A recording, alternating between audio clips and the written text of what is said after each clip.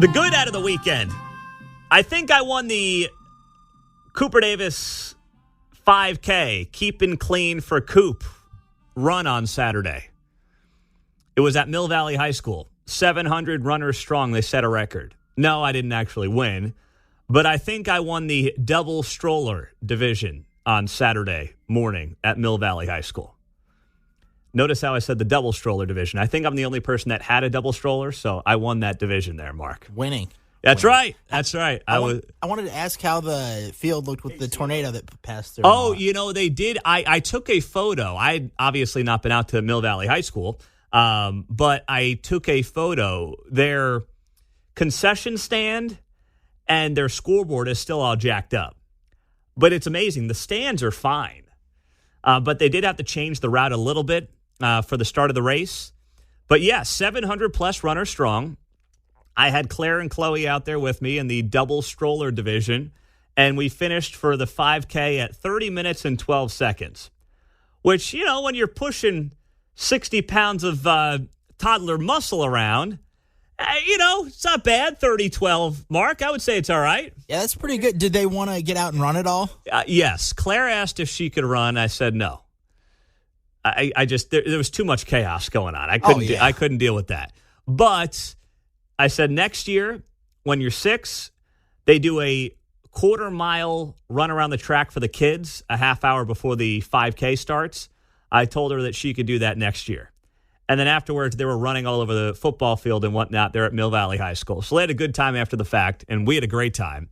But, I'll take it. And it was great to see a lot of listeners out there. We had our promotions team out there as well. So awesome cause. Cooper Davis, a young man who died of a fentanyl poisoning back in 2021. His family has been very active in bringing more awareness to the fentanyl crisis here in the Kansas City area amongst young people. And, I didn't realize this, but in 2022, on a per capita basis, Kansas had the highest rate of fentanyl poisonings in the country in 2022 on a per capita basis. So it's a major issue here in the region, in the state of Kansas at large. And we were happy to play a small part of that and help them set a record on Saturday. Great course, fun course, but I said to Libby Davis on Saturday after the race, I said, I think you guys might be outgrowing this course. Because there's a lot of people that are like, you're passing each other. It's fun, but it's narrow. It's narrow. So I think they may be outgrowing that for the better, by the way. But great time on Saturday. It was warm on Saturday morning, but the clouds were out, thank goodness, which kept the temperature down a little bit. The bad coming out of the weekend. My goodness. Poor Rory McIlroy soiling himself at the U.S. Open yesterday, bogeying 2 of the final 3 holes to blow a lead at the U.S. Open and end up with Bryson DeChambeau, who had one of the great up and downs on the 72nd hole, and seal a victory at 6 under to win the U.S. Open at Pinehurst yesterday. But it really, yes, Bryson deserved it, and he won it. But my goodness, Rory McIlroy missed a putt from 3 feet to par the 18th hole.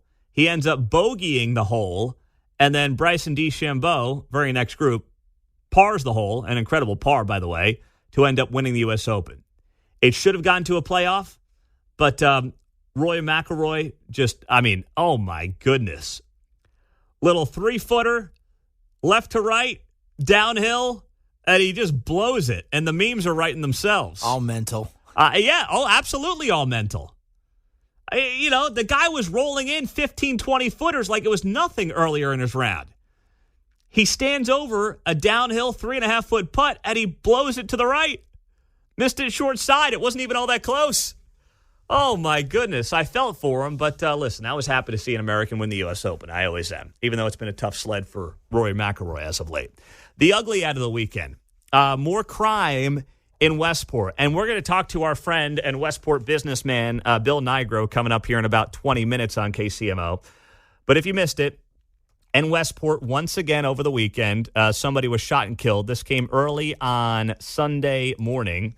And 29-year-old Deshaun McKenzie was killed in a parking lot area near 39th and Broadway at about 3:30 a.m. Now, as some of you noted, there's a Walgreens on the southwest corner. where it seems like a lot of people end up congregating late at night in that 39th and Broadway area. But there's also just kind of a weird empty lot. I was looking at it on Google Maps since it had been a while since I had driven through there. But there's also this weird empty parking lot on the northwest corner of 39th and Broadway. I don't know which parking lot it was in. But either way, the reality is the publicity, with the summer still being pretty young, has not been good for Westport. They've had multiple homicides in and around the Westport area over the last couple of weeks, including this most recent homicide that took place early on Sunday morning, so technically, last night. And it's just one of those things that makes you say, when is enough enough? I don't put this on the Westport businesses down there. It's 3:30 in the morning. But, this is why proactive policing matters and having a fully staffed police department matters. And I don't want to hear from the Kansas City, Missouri City Council, oh, they're getting a third of our budget. They're getting millions.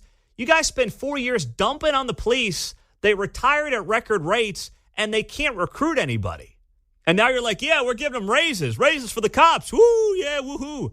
Hey, guys, it doesn't matter. The damage you have done the last 4 years has made this job so unattractive. You're trying to make everybody forget about your crappy policies and your awful rhetoric with money. And it doesn't just change that quickly.